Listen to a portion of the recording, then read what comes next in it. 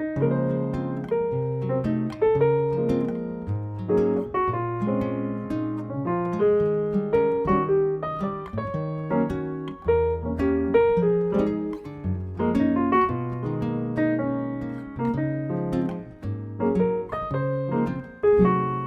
Susanna.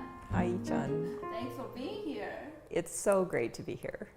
This is now your first time in Sioux Falls? It is my first time. Yes, it's really surprising because you live in Omaha now. Yes. We're not that far away. Yes, no, there's really no excuse at all. So I'm so glad to I'm be so here. honored that I'm the first one to invite you here to Sioux Falls. Oh, So can you tell us a little bit like where you're from? sure. I was born in Buffalo, New York. Mm-hmm. I was born to two historians, history professors, Mm-hmm. and they moved a lot. They were both historians and both in the same field, and finding two good jobs in the same university was challenging, just like Yeah. it is for like two musicians to find Right. work in the same place. Yes. Yeah, we moved a lot, so I don't feel I'm from a particular place, That's which really is, I envy the people who just like, I am from, cool. Yeah. they have the sense of where they're from. Yes. So I'm, I guess, more nomadic. Yeah, that's great. Yeah, because it's hard for me to feel like I belong to a specific. Even like I'm from Taiwan, but I'm very proud to be a Taiwanese. But at the same time, also proud to be everywhere.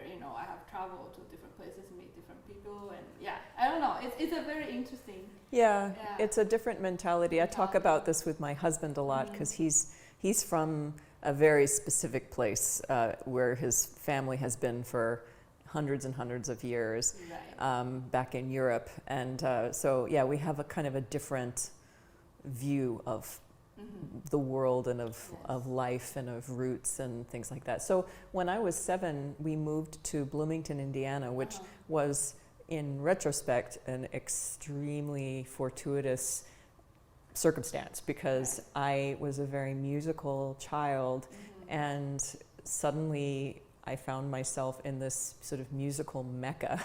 And I had access to some of the greatest teachers that were available in the States at that time. So I think that was a very lucky. I've always had really good teachers, but when I look back on so I lived in Bloomington until I was 13 and continued to spend summers there at String Academy. Right. But I look back on the teachers that I had, the musical experiences, and the ability to watch master classes by Joseph Gingold and just some of these great European teachers.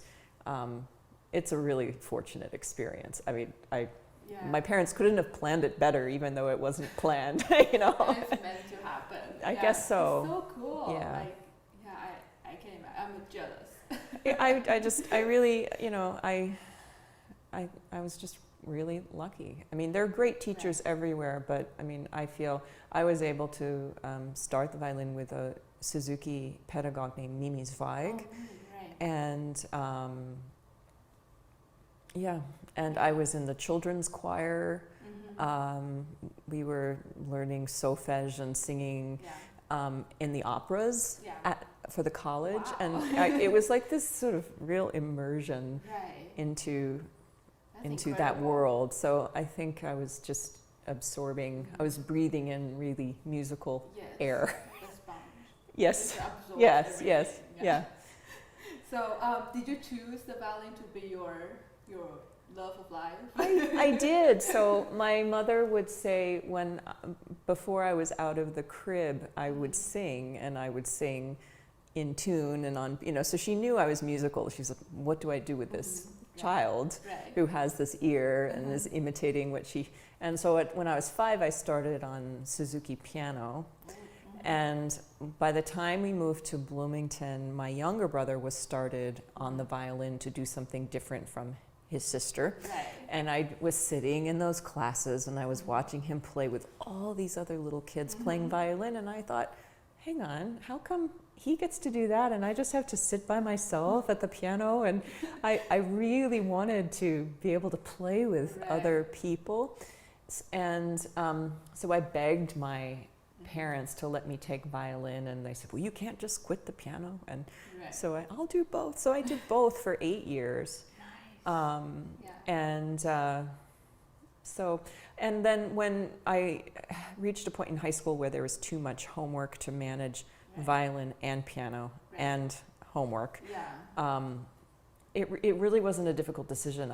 By then, the violin had become my sort of voice avatar. I loved to sing, but I never developed a voice that is a professional instrument. But to me, the violin, it's like the same register, and it was just a way for me to sing. So I don't know, it was like more me. It was more who I was than the piano.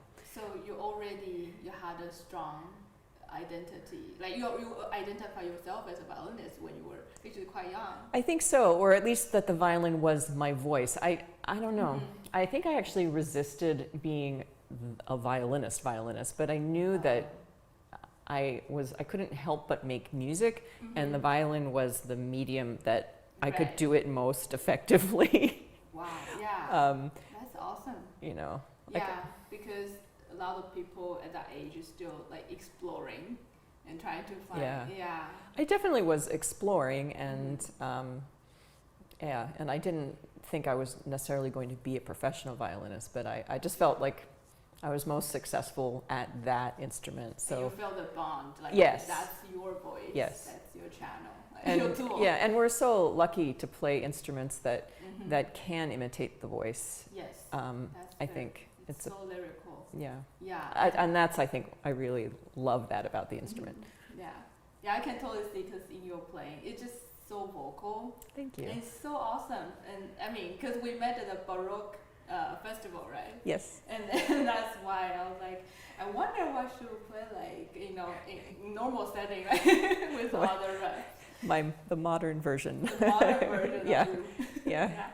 So I guess because like you always know, like violin or music is such a special part inside you. It just you can be separated. Like when did you realize that you actually wanted to seriously pursue music? Yeah, so I resisted it for a while, and I was considering, when I was a senior in high school, doing something like a double degree at Oberlin, because I was very interested in academic pursuits as well. Being the child of two academics, I guess I kind of thought that would maybe be who I was because we often model off of our family. And so I had moved to England when I was 17. I spent my last year of high school there, and a series of unusual twists and turns led me to get accepted to Oxford University to study music. And there you study musicology and theory. It's not a performance degree. It's not a conservatory. And I thought, great, maybe this is the thing I'm supposed to do, because it's academic, it's music. I don't have to commit to just practicing all the time and being a violinist. So I did that, but it was a clarifying experience, because in the middle of that degree, I found myself playing a ton. There's so many orchestras, and there's endless opportunities to do chamber music, and it's mostly student-directed, student-initiated, and I was having a great time. And I was able to keep studying I had a wonderful teacher in London, so I was going once or twice a month to study, but I was not practicing and woodshedding like I would have in a conservatory.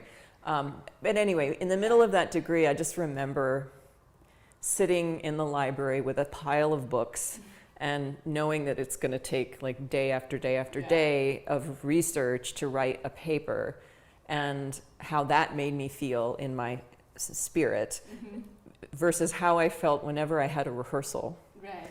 And so midway through that degree, I decided, I am a player. I'm not an academic. I was listening to that voice, and it was screaming at me, saying, what are you doing? Right. So I finished the degree, but I committed.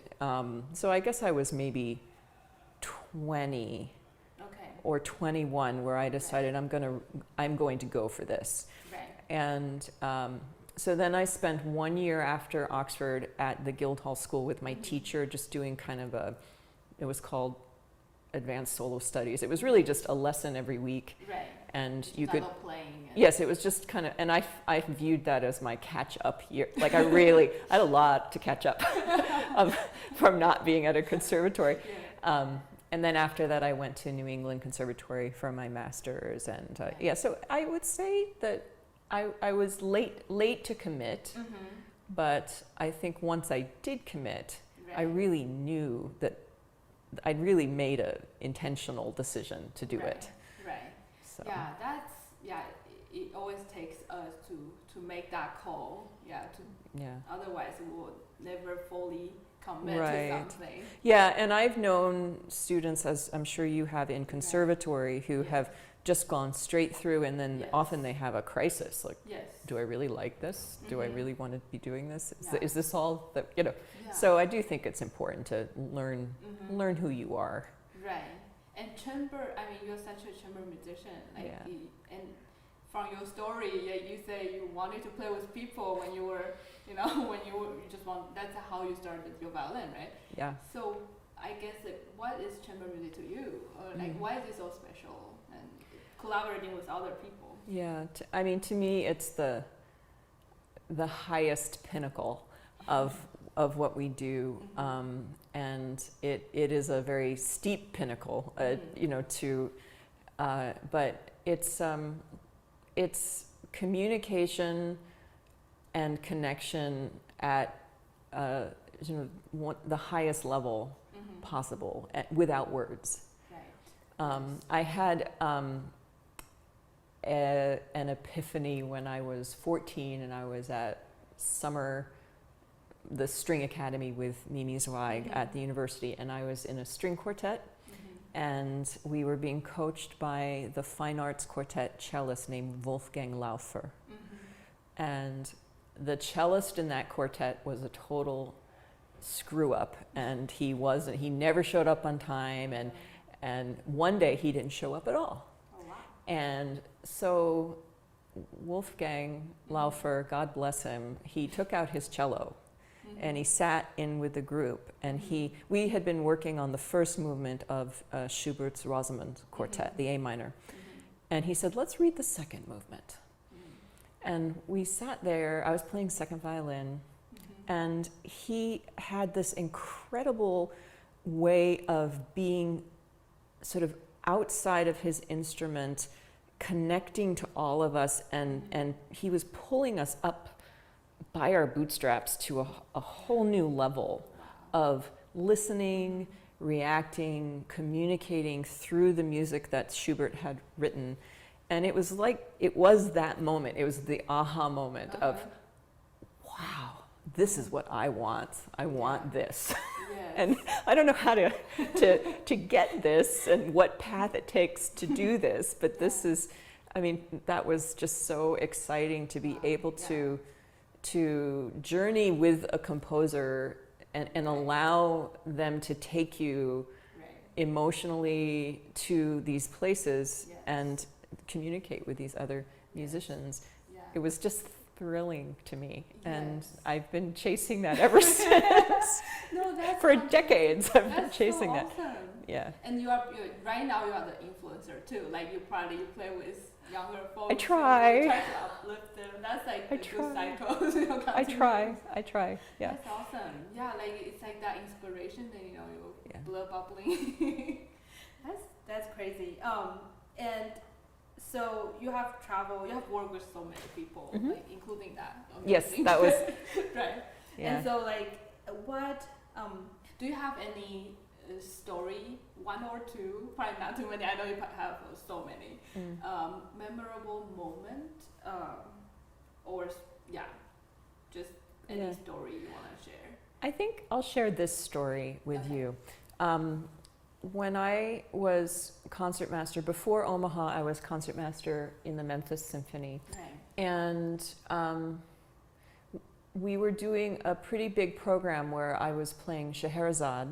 I think it was the first time I had played Scheherazade, which is a huge concertmaster solo, and it's a wonderful role. Speaking of roles, like an actor, where the concertmaster is Scheherazade and tells the story, connects the stories. Anyway, it was kind of high pressure, and the soloist that week was Emmanuel Ax. Oh, nice. And he was playing a Mozart concerto. I can't remember which one. And he is a legend, absolute legend. And I'd never met him before. And first of all, he was extremely personable. I mean, he walked out on stage and said, "Hi, Susanna, I'm Manny." And I just, not a lot of soloists in my experience take the time to even learn anybody's name other than the conductor. And I was so impressed by he seemed to be on a journey of discovery with this Mozart concerto, where he really wanted to rehearse with us, the Memphis Symphony. I mean, we weren't the Berlin Phil, or we weren't, I mean, but he wanted to explore and discover maybe something new, and he wanted to try things differently, and he was really listening to what he was hearing from the wind players, and he had sort of this almost childlike excitement about what he was doing. And I said to him at the end of the run, I said something to him how I was so inspired by what seems like this sort of effortless joy that he has when he plays. And he looked at me and he said, "I'm not that guy." He said, "I am always worried, and I'm always, woodshedding and examining different possibilities, and basically worrying." And so that was a really interesting sort of, I don't know, cognitive dissonance to contemplate, that he has this way that connects people and connects himself to the music, but inside he's still, maybe obsessive person really trying to keep honing his craft. And so I don't know, I think that helped me understand that you can be both. And that the truth is that maybe these soloists who we admire, who make everything seem easy, that they're still inside, they're still really disciplined, and they're still chipping away at practicing and at technique. And so I don't know, it was it's just like a constant, it's like a lifelong thing that they're doing. I got the same impression when he was here with South Dakota Symphony Orchestra, and I feel like it's this childlike quality, effortless and always curious and always exploring, and super down to earth. But I would have never imagined that. It was just so funny. He immediately was like, "Oh, I'm not that guy." I'm always, worried and anxious. And I think I was trying to talk to him because I was very worried about the solo with Scheherazade, and like how do you do that? He's like, "Well, I." Wow. Yeah, so it was interesting. It's really interesting. And so I guess that brings me to the next question.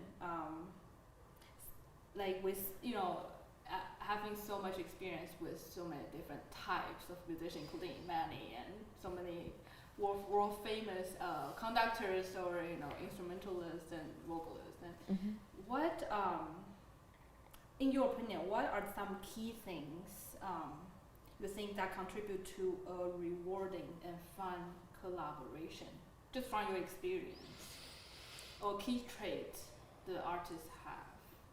That's really interesting. I think I think professionalism has to be there. Yes.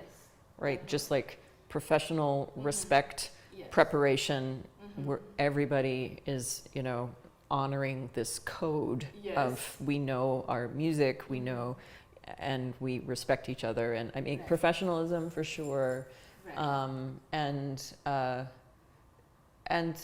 the ability to listen. I mean, we're musicians.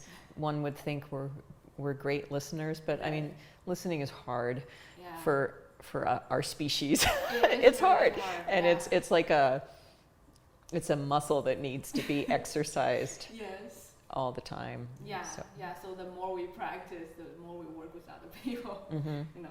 Yeah. Yeah. So besides classical music, this is one of my favorite question to you. Do you like other types of music or art? Very much.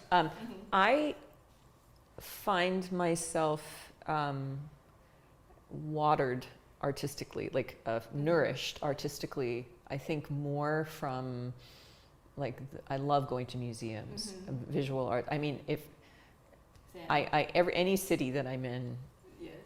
I go to galleries, and I also feel great when I am able to see some really challenging, interesting theater. And I love to read. I love to read, but I can read though anything, like from a beach novel to a really great Pulitzer Prize writing. Yeah, but I do like fiction, Me too. and being taken on a journey with the writer. But yes, I do like playing different styles of music. When I was part of my heritage through my father is the Irish, Celtic music tradition. And I started playing Irish fiddle when I was a teenager, and that came at a great moment where I was sort of, I needed to be reminded that music is about, can be fun.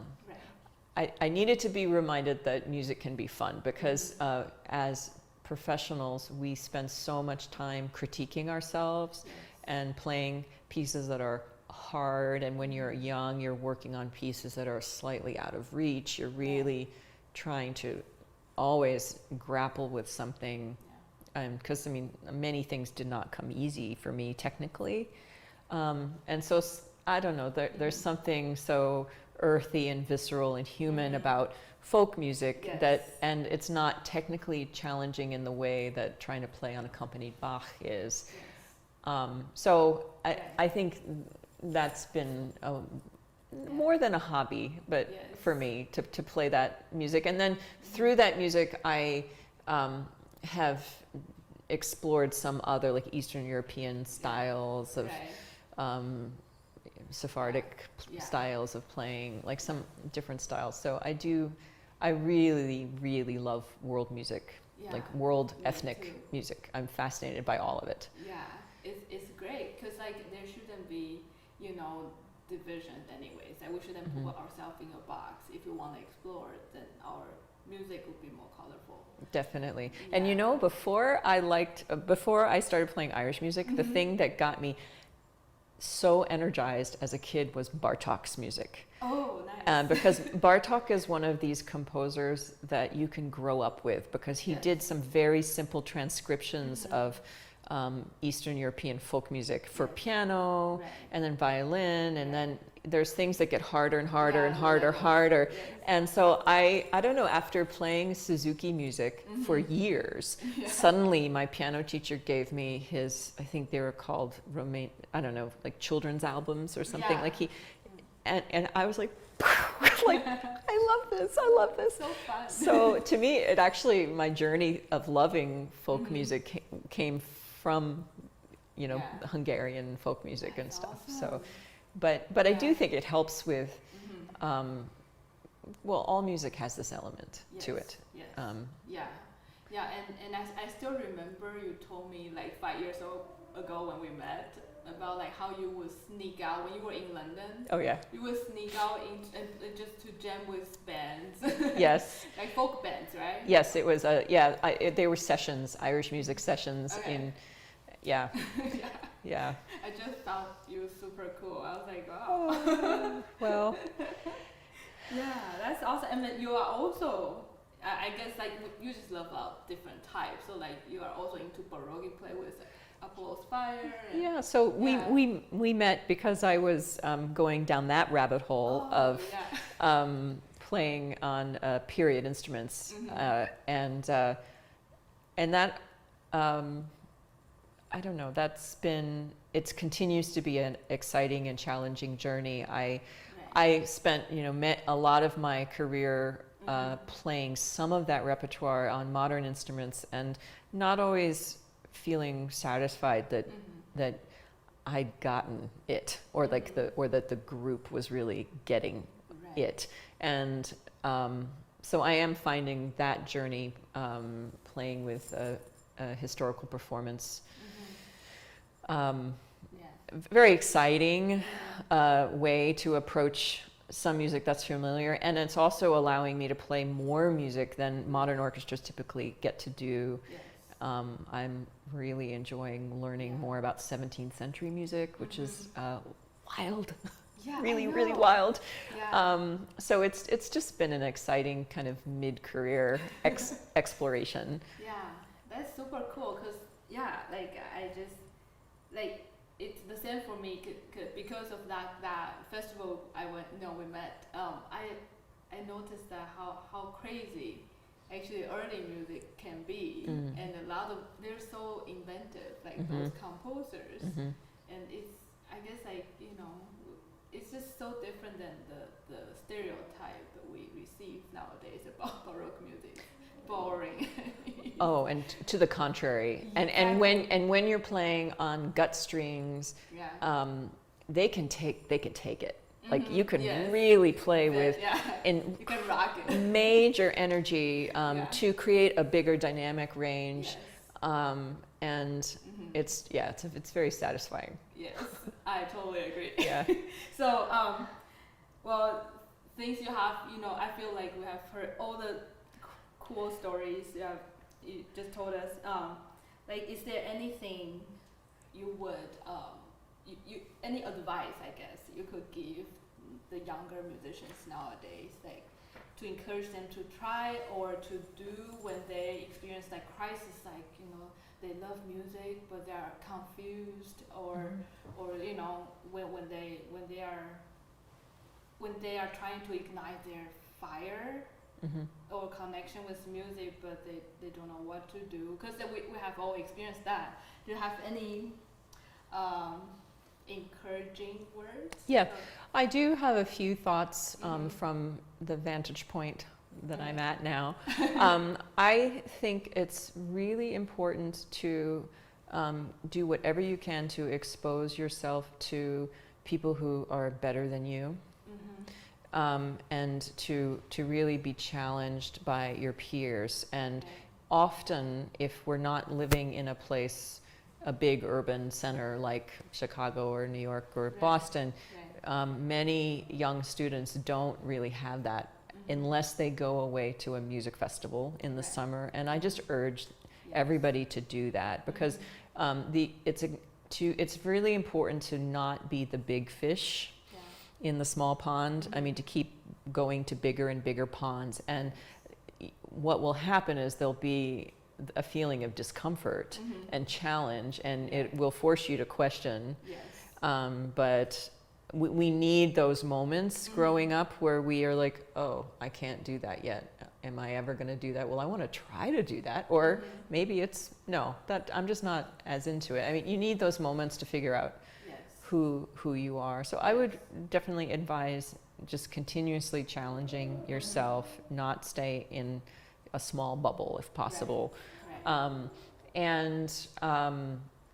then I would say this is not a guaranteed career ever. And so if you are interested in a diverse array of things, don't totally limit yourself. I mean, it's a paradox, because you have to really commit to your instrument and put in the time on your instrument. But if you have the opportunity at conservatory, for instance, to become a certified teacher, whether it's in Suzuki or in education, or learn how to do artistic administration, music business side of things, don't not do that. If you are at all interested in it, try to come away with as many tools in your toolkit, because the reality is that most musicians don't just get an orchestra job or a string quartet job or whatever, you know, immediately after school, and that's their career for the rest of it. It happens, but it's very rare. And so most people have to do some combination of things. So just try to have some skills beyond just, you know, playing beautifully in tune, which is important too.